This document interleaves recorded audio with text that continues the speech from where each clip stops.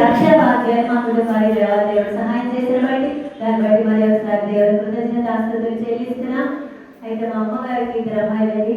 అయితే అక్క ఆశ్రమగా ఉంటుంది, నేనైతే నేను చిన్న అమ్మాయిని. అయితే మా అమ్మగారికి 57 సంవత్సరాల క్రితం బ్రెయిన్ క్యాన్సర్ అనే భయంకరమైన వ్యాధి వచ్చింది. అయితే క్యాన్సర్ అంటే ఇప్పుడే మందులు లేవు, ఆ కాలంలో 57 సంవత్సరాల క్రితం అంటే వైద్యం లేదు. అయినా కూడా మా తాతయ్య గారు ఎంతో దూరాలు తీసుకెళ్ళి ఎంతగానో వైద్యం చేయించారు. అయితే ఆమెకి విపరీతమైన తలకాయ పోటు భరించలేదు ఎంతగా. ఆ పరిస్థితుల్లో పూర్తిగా మంచం మీద ఉన్నారు, మాట మాత్రం ఉంది, చూపు మాత్రం ఉంది. ఆ పరిస్థితిలో ఎంతమంది వైద్యులు చూపించారు. అయితే వైద్యులు ఆమె బ్రతకలు చనిపోతుందన్నారు. అలాంటి పరిస్థితుల్లో మా అమ్మమ్మ ఎన్నో దేవతలకి, ముక్కుడు దేవతలకి ఎన్నో మడి ఆచారాలతో, భక్తి శ్రద్ధలతో ఎన్నో పూజలు వ్రతాలు చేశారు. కానీ ఏ దేవుడు కనిపించలేదు. అలాంటి పరిస్థితుల్లో వైజాగ్ అమెరికన్ హాస్పిటల్లో పెట్టినప్పుడు ఆ డాక్టర్ ఆమె రిపోర్ట్ చూసి ఆమె చనిపోతుంది, వారంలో తీసుకెళ్ళిపోండి, మా దగ్గర మందులు లేవన్నారు. అయితే మా తాతయ్య చనిపోయిన తర్వాత తీసుకెళ్తాం, డబ్బులైనా పర్వాలేదు హాస్పిటల్ ఉంచుదాం, అది దేవుని చిత్త కాబట్టి డాక్టర్ గారు ఒప్పుకోవడానికి ఆ రూమ్లో ఉండడానికి దేవుడు చూపించారండి. అయితే ఆ రూమ్లో ఉంటుండగా కూడా ఆమె రోజు రోజుకి మరణానికి దగ్గరగా ఉన్న పరిస్థితి. అయితే మా అమ్మగారు అక్కడ కూడా ఆ హాస్పిటల్లో కూడా ఎన్నో మడి ఆచరణలతో, భక్తి శ్రద్ధలతో ఎన్నో దేవతలకి ఎన్నో మడి పూజలు వ్రతాలు, ముక్కుడు దేవతలకి ఎన్నో మొక్కులు మొక్కారు. అది ఏ దేవుడు కనిపించలేదు.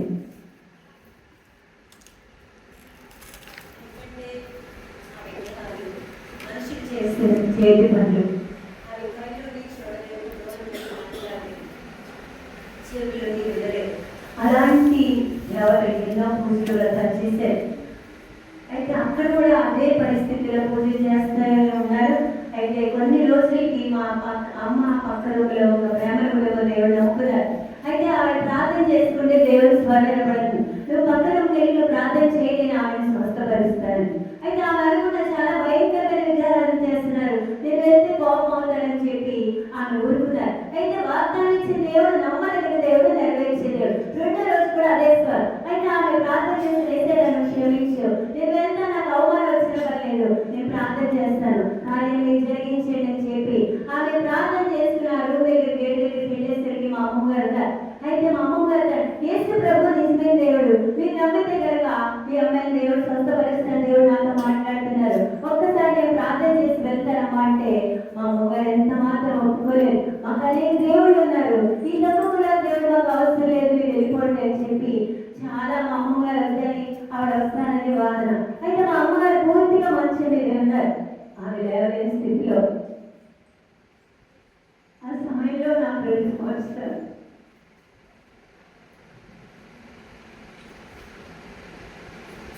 అయితే మా అమ్మగారు అడిగారు, అమ్మ ఇప్పటి వరకు అనేక మందికి డాక్టర్లు చూపించావు, కానీ ఏ డాక్టర్ బ్రతుకుతామని, అనేక దేవుడికి ఎన్నో పూజలు చేసావు, ఏ దేవుడు బ్రతుకుతామని, యేసు ప్రభు మాత్రమే బ్రతుకుతామంటారు. మనకు ఒక్కసారి ప్రార్థన చేయించమ్మా అని ఆమె ఆశతో అడుగుతో అమ్మగారికి ఎంత మాత్రం ఇష్టం లేదు. కానీ ఆమె చనిపోతుంది, ఆమె వరకు తీర్చాలన్న ఉద్దేశంలో ఆమె తగ్గించుకొని లోపల తీసుకొచ్చారు. అయితే ఆమె ప్రార్థన చేసి మా అమ్మగారు చిన్న ప్రార్థన నేర్పించారు. యేసు ప్రభువుని నిజమైన దేవుడు అయితే నన్ను స్వస్థపరచాలి, నేను లేచి అనేక మందికి నేను సాక్ష్యం చెప్తానని చెప్పి చిన్న ప్రార్థన నేర్పించాడు. అయితే ఆమె ఆ మాట మాత్రమే నమ్మి ప్రార్థన చేయడం మొదలుపెట్టింది. యేసు ప్రభువుని నిజమైన దేవుడు అయితే నన్ను స్వస్థపరచాలి, నేను లేచి అనేక మందికి స్వార్థ ప్రకటిస్తానని ఆ మాట మాత్రమే నమ్మి ప్రార్థన చేయడం మొదలుపెట్టింది. ఎందుకంటే ఆమె మంచం మీద ఉండడం వల్ల అదే పనిగా యేసు ప్రభువుని నిజమైన దేవుడు పదే పదే దేవుడిని స్మరిస్తూ అలాగే ప్రార్థన చేసింది. అలాగే 3 దినాలు నమ్మకంతో ప్రార్థన చేసినప్పుడు అప్పటి వరకు లేవలేని స్థితిలో ఆమె 3వ రోజు లేచి కూర్చుందండి. దేవుడి స్తోత్రం. ఎలాంటి భయంకరమైన క్యాన్సర్ అయినా, ఎలాంటి ఇబ్బందికరమైనా కూడా దేవుడి సమస్తాన్ని సాధ్యం చేసే దేవుడు. దేవుడి స్తోత్రం. దేవుని వాక్యం చెప్తుంది, నమ్ముటని వల్ల అయితే నమ్మవారికి సమస్తం సాధ్యం. ఎప్పుడైతే యేసే మాటలు మనం నమ్ముతామో దేవుడు ఖచ్చితంగా కార్యం జరిగించారు. నమ్మిక మాత్రం వచ్చమంటారు, నమ్మిన దేవుని మహిమను. మా అమ్మగారు ఎప్పుడైతే దేవుని మాట నమ్మేదో దేవుని మహిమను చూడాలని దేవుడు చూపించారండి. దేవుడి స్తోత్రం. ఆ విధంగా ఆమె 3వ రోజు లేచి కూర్చుందండి. 7వ రోజు ఆమె నడిచి మొదటిగా డాక్టర్ గారు సాక్ష్యం చెప్పింది. అయితే క్యాన్సర్ అంటే బ్రదర్, కానీ దేవుడు సంజీవుడు కాబట్టి మన సంజీవుడిలో నుంచి ఆమె మొదటిగా డాక్టర్ సాక్ష్యం చెప్పింది. అయితే డాక్టర్ గారు ఆశ్చర్యపోయారు, నిజమేనమ్మా నా దగ్గర మధ్యలో మీ డాడీని తీసుకెళ్ళిపోమన్నాను, కానీ నేను నమ్ముకున్న దేవుడు గొప్ప దేవుడు అన్నారు. దేవుని స్తోత్రం. ఎందుకంటే లోకంలో ఉన్న వాడి కంటే మనలో ఉన్నవాడు గొప్పవాడు.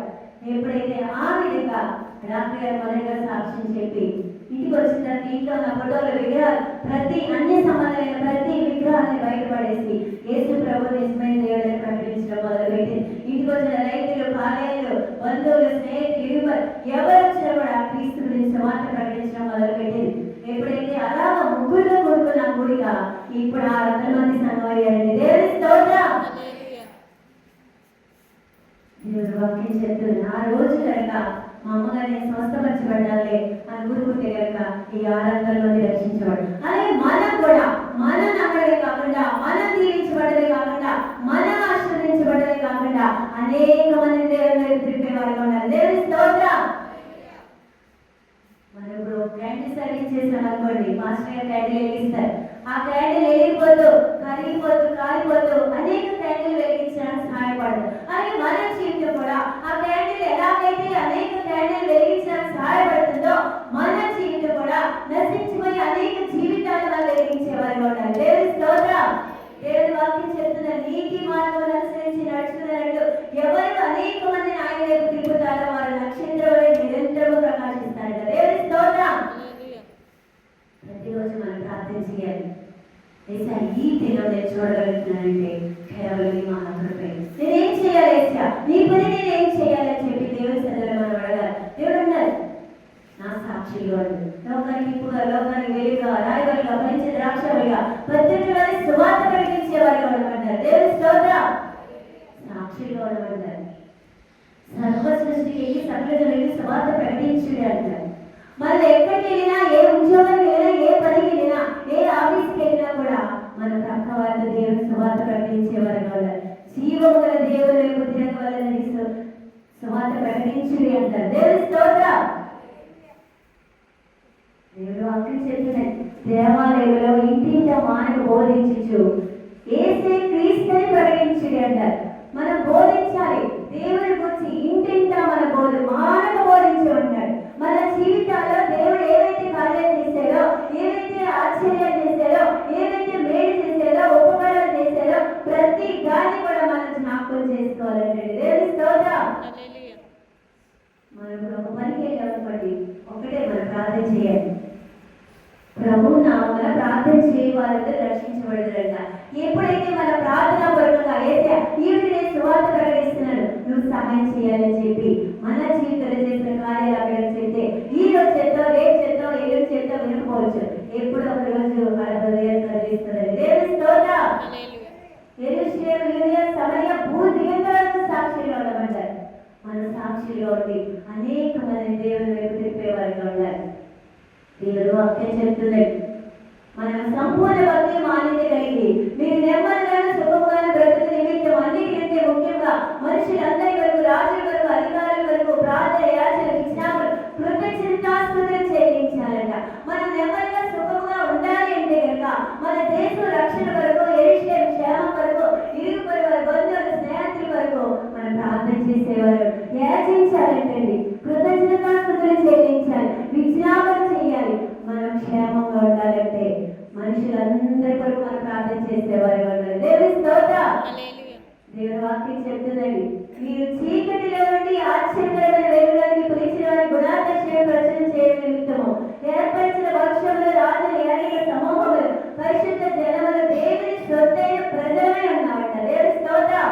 మనం ఆయన సొత్తుగా నిన్న వాక్యం చెప్పారు కదండి, నేను నా సొత్తు కాదు, ఇతను వెలబెట్టి కొన్నాము, నా దేహంతో నేను మహిమపరచాలి. ఎందుకంటే ఆయన సొత్తుగా మనం, ఆయన రక్తంతో, మన విలువైన రక్తంతో మనం కొన్నారు కాబట్టి మన దేహంలో దేవుని మహిమపరిచేవారు ఉండాలి. దేవుని స్తోత్రం. మన చీకటిలోని వెలుగులోకి ఇచ్చారు కాబట్టి ఆయన గురించి మనం ప్రచురణ చేయాలంట. దేవుని స్తోత్రం. ఆ విధంగా మన దేవునికి ఇష్టంగా ఉంటూ దేవుని పరిచర్య అలాగా ముందుకు సాగిపోయేవారు, అనేక మంది దేవుని వైపు తిప్పేవారు ఉండాలి. దేవుని వాక్యం చెప్తుంది, జీవవాక్యం చేత పట్టుకుని లోకములో జ్యోతులనే కనబడాలంట. దేవుని వాక్యం చెప్తున్నాడు, మనుషులు ఈ సత్క్రియలు చూసి పరలోకమందున తండ్రి మహిమపరిచినట్లు వారి ఎదుట వెలుగు ప్రకాశించుడట. మన క్రియల ద్వారా మహిమను మనం ప్రకటించాలి. దేవుని మహిమను మనం అనేక మంది ప్రకటించే వారిగా ఉంటారు. దేవుని స్తోత్రం. ఎవరి స్తోత్రం చెప్పట్లేదు. ఏంటంటే ఇంట్లో ఉంటే మాకేంటి సంతోషం అనుకుంటారా? లేదు లేదు. ఎందుకంటే దేవుని స్తోత్రం ఎందుకు చెప్తామంటే మన దేవుని ఎంతగా స్తుతిస్తామో మన స్థితిని మార్చగల సర్వశక్తివంతులని. మనకు ఆయుష్ ఇచ్చారు. ఎంతమందికో వాళ్ళు లేక